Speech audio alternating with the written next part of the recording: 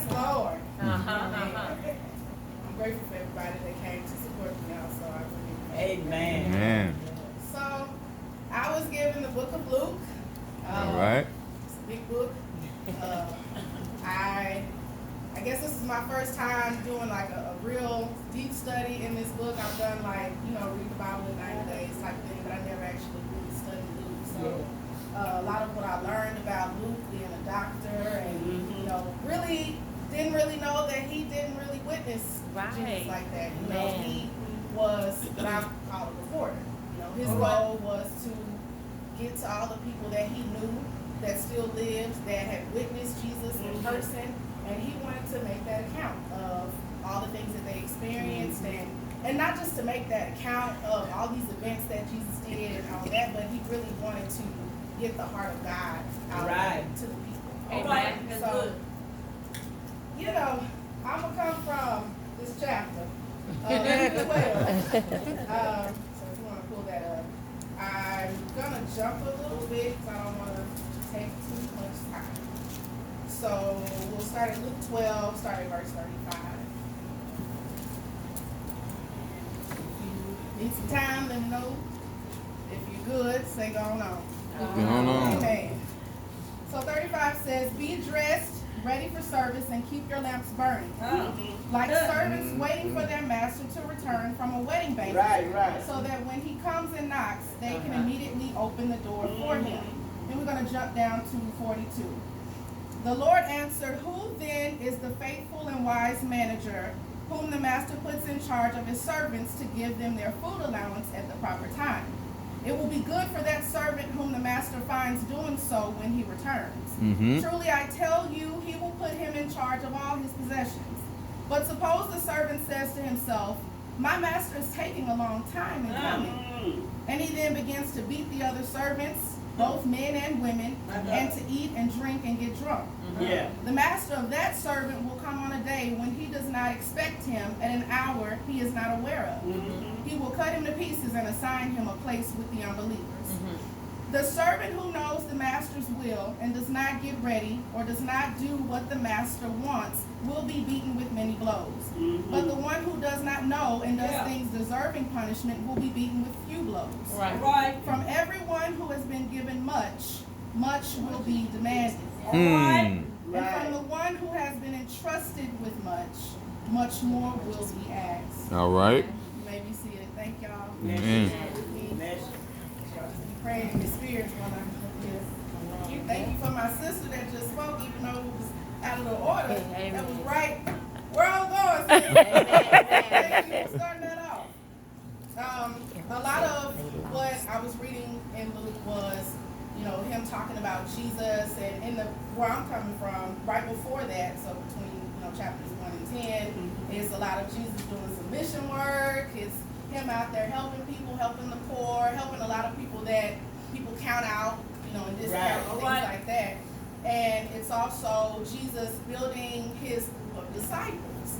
So we get on this journey of seeing him pick who he wants to be on his team, and then he starts to send them out. He starts to send them out ahead of him and telling them to tell other people that the kingdom of God has arrived. So he's training them to be evangelists. So in that, we get to where we are in Luke 12, and at the beginning of Luke 12 is God talking about being watchful, and he's talking about being aware of your surroundings. He spends a lot of time giving a lot of warnings to people, and also giving some encouragement, which I appreciate. He's letting us know, like, this is what the life is about. This is what's going to happen on this earth, but be good, I got you. Right. He lets you know you good. So once we get, through right before 12, there is a part, right in 12 actually, there's a part where he's talking about, and I like that she mentioned a fool, because there's a story in there about a rich fool. Amen. That's what God called.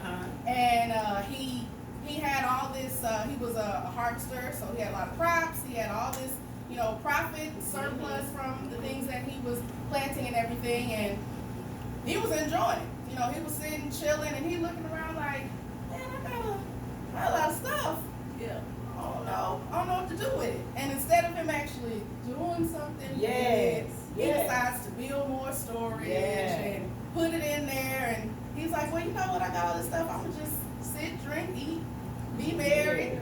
And even in that, God comes through and he challenges him. Even in that moment, he says, "Today I'll take I'll take your life. I demand the life you have this very day. But I want you to know that all those things that you possessed and all those things that you counted as riches, they don't even count to me." Right. That's a good example of us putting our worth in things that God didn't, don't count as treasure. Yeah. So then we get to verse 35, where I had us read, and that's at this point there's a crowd that has come together, Right. and they're listening to God talk or Jesus talk, and he's talking about being watchful, and he gives this other example, like we read, of servants lighting lamps and staying ready, because like we said a while ago, my sister, no one knows. Amen. Right. When God is coming, and sometimes we lose sight of that. Amen. Sometimes we get in our little everyday and we're not reminding ourselves and constantly training ourselves. Yeah, that right. Come on. Show you we're not. This ain't home. Right. That's right. So we need to be more aware that he really could come at any moment. Right. Show you right. And then we end up in the big part where I read from 42 to 48, and I really didn't have a title. I'm not gonna lie to y'all. I couldn't think of nothing. But That's okay. I liked your "Ready or Not, Here I Come." Amen. And between me and my family and my friends, we do a lot of music references and a lot of movie references. Yeah. And I'm a little corny. So I'm taking an example from this movie that I really, really like. Called Bring It On. Yeah. And with Jesus talking about being watchful, I looked up the definition of being watchful. I looked at some synonyms, and it was talking about being alert, staying focused, You take it up. being attentive. So if you just want to remember a title by this, it's be attentive. Be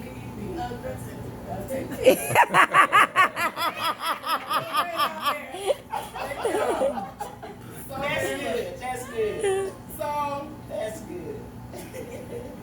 about being watchful, I will talk about, and I'll be transparent with y'all. You know what I'm saying? There was a time where I wasn't very watchful. We'll just take a stroll down memory lane. It's all right. There was this time back in good old 2008, and the Lord, through my mama, had blessed me with this beautiful two-door 2004 Chevy Cavalier.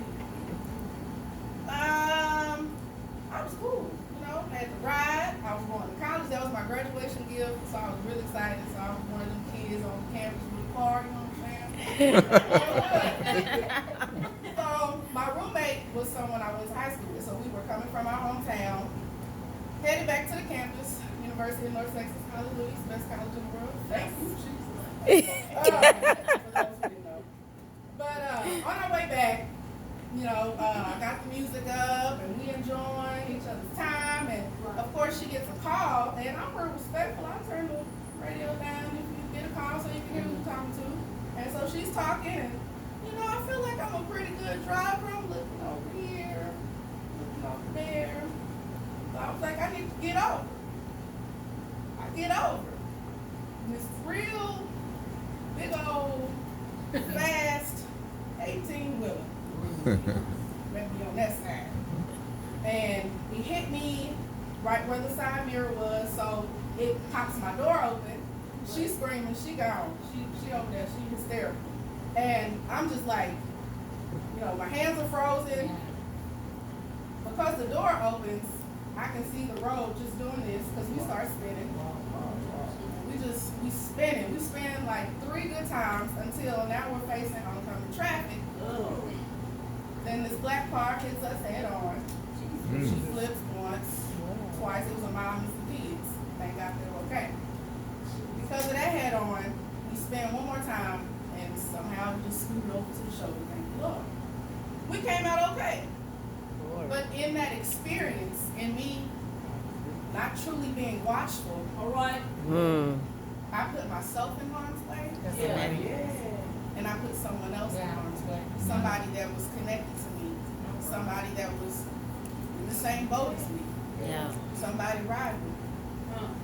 When we're not watchful of our surroundings, when we're not looking at the things that we allow That's true. in our temple, when we're Help not us. looking at the people we allow in Yeah. our space, Yeah. Right, right, right. it can cause harm. Amen, amen. Come on. Oh, that's good. You're right. And then, even then, it's important to ask yourself, who have I brought harm to? Right. That's right. What in my life has brought somebody harm, or a Right. situation in my life harm? Yes. Or who has brought harm into my life? That's good. What have I allowed to sit and fester? What have I taken with me on my journey that has been causing me harm all along?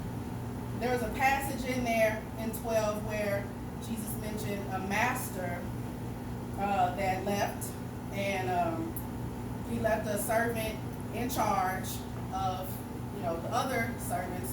Right. And he talks about, what if the master got tired of waiting? What if he looked around and said, you know what? I mean, the lead servant. What if, the master ain't came back yet? I'm gonna just do my own thing. So he starts, beating other people and he took matters into his own hands. And a lot of times, when we're not being completely watchful, when we're not taking those steps to do what God is asking us to do, we get tired. We may be getting busy doing some Right, stuff. right. Right. When we get tired, waiting or hearing for a prayer from God that ain't been answered, and we start to take matters into our own hands. Amen. Amen. That's real. Jesus. And in that, that's another way that, will cause harm. When we take matters into our own hands, we're not being watchful. Right. Amen. That's like a way of what I did, veering off a path before I took the necessary steps that I needed to take. And Right. when you begin to veer off the path that God has for you, there ain't no yield signs on that path. My God, my Ain't no God. stop signs, ain't no stoplights. Yes. That's your path. Yeah, yeah, yeah, So yeah. it's up to you to figure out how to get to where you trying to Yes. go. Right, right. Yes. The path that God laid for you, He had a speed limit slowing down. Hallelujah. He had a stop. Right, right, He right. had a yellow light. Yeah. A yield. Wait for other people to Right. go Yes. Man, that's good. And even in that, I think when we get tired of waiting and wanting to hear from God, and when we get off focus, I really think it has a lot to do with not knowing what's really required of you. Yeah. I think it's really two different things. Either you don't really know what's required of you, or you're not really sure, or you do know and you don't really want to accept it. Right. All right. Make your own decisions Right. and make your own destiny. Right. And try to take your own path. Yes. So I have two little questions, that I wanted to really drive home, and one of them is, what has been required? Right. That's a really important question that we don't oftentimes ask. Just sit and say, Lord, what are you requiring? Many of us, I'm sure, have been running for Jesus a long time. Some of us looking tired. And that's, honestly, that's why I ask, what has been required? For many of us who have been, we've been rocking with the Lord. But have we been doing what He asked us to do? All this time, God has been revealing to you or showing you in some way, shape, or form what you were called to do. What are you doing with that time? My God. To whom much is given, much is required. Yeah, yeah, yeah, yeah. Much is required. Yeah.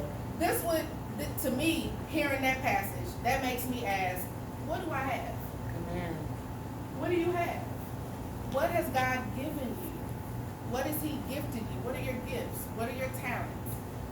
even just that. What tangible things has he given you? What opportunities? What doors has he opened for you? Right. What accolades do you have? What positions? What places has he put you? Right, right. Because all of those things are directly connected to what he's requiring specifically. That's good. Amen. Amen. With that, Amen. there's some things he didn't give you. Amen. There's some things that you obtained yourself. There's some, like I said, paths that you decided to go and take. Right. And even though a lot of times, like even in the question I just asked, what does God require of you? And that may be, you know, a calling that you need to go pursue or something like that, but it also could be him requiring you to release some stuff that he didn't ask you. Jesus. Yeah. Right, right. Yeah. Yeah. That's good. You may have been rolling with a friend too long. Hmm. Time to drop them Hallelujah. You know?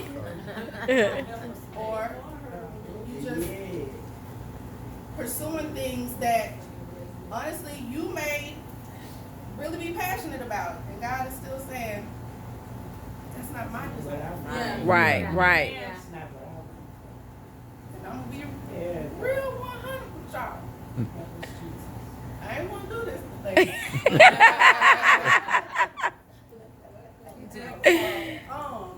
You know, when you asked me now, I prayed about it.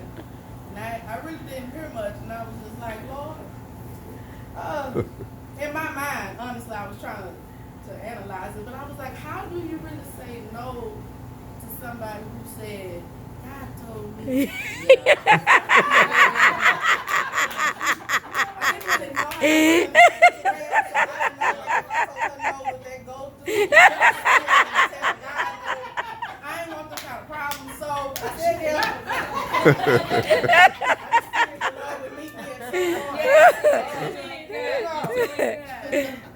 But even in that, even in me knowing it wasn't something I wanted to do, it was required. Right.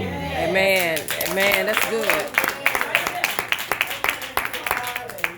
And my heart posture had to become, Lord, I'm willing. Yeah. I'll submit to your will. That's it. Yes. Humility. Whatever you want. My God, my God. Jesus. If you are willing, Send me. Good right there. take this cup from me. Jesus, my God. But not thou.